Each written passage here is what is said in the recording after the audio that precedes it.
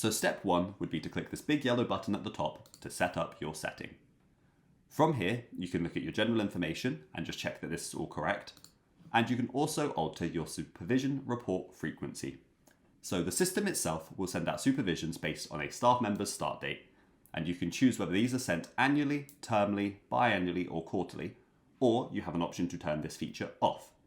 The only exception to the start date rule is if they are term-based, as then the reports will be generated in September, January, and April. We also have a fire safety section. So here is where you can put in when you last performed a fire safety drill and how often in days you would perform that drill, and the same for a place of safety drill or a lockdown drill. The only one that is mandatory by the platform is the fire safety drill. However, the other 2 drills are there for if you do them in your setting. Then we have main contact information. So here's whoever the main contact for the setting would be. We have an option for you to add rooms here. So you can click add, type in the name of the room, tick if it's indoors, leave it blank if it's outdoors, or tick if it is an office-based room.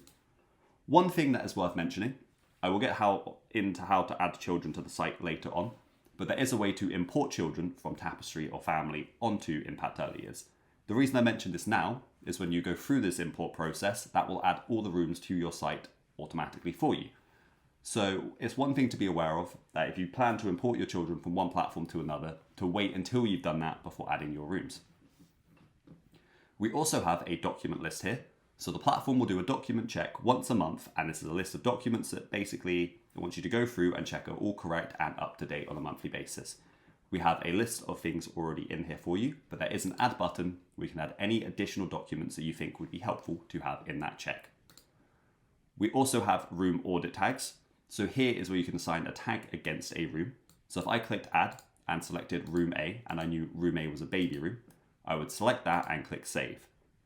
What this would do is when we go around to the audit section, any room that has the tag babies assigned to it would have a baby room audit generated for it, allowing you to have multiple baby room audits if you have multiple baby rooms. Same for toddlers and preschools, for example.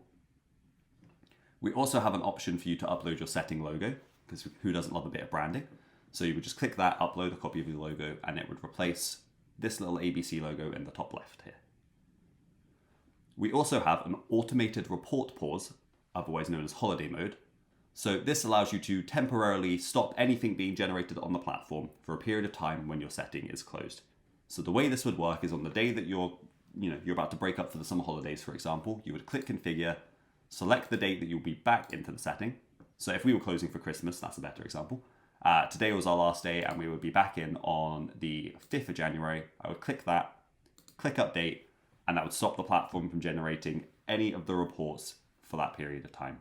And it would start generating them again from the 5th of Jan. Then last but not least in setting up your setting is the equipment list. So here you have a list of equipment we've already added for you. There is a little button on the right here. So for example, if you were a preschool and you didn't have cots and sleeping mats, you could click this little logo here, click remove, and that will get taken off your equipment checklist. The equipment list itself works like the document checklist, and you would add any equipment that you would want to be checked that is cleaned and in good working order on a monthly basis. You can click the add button here to add any additional equipment to this list, and it will get generated once a month. That covers everything in sort of like the site's settings. For example, it just gives the platform the information it needs to know when to generate supervisions and what information to include in those checks.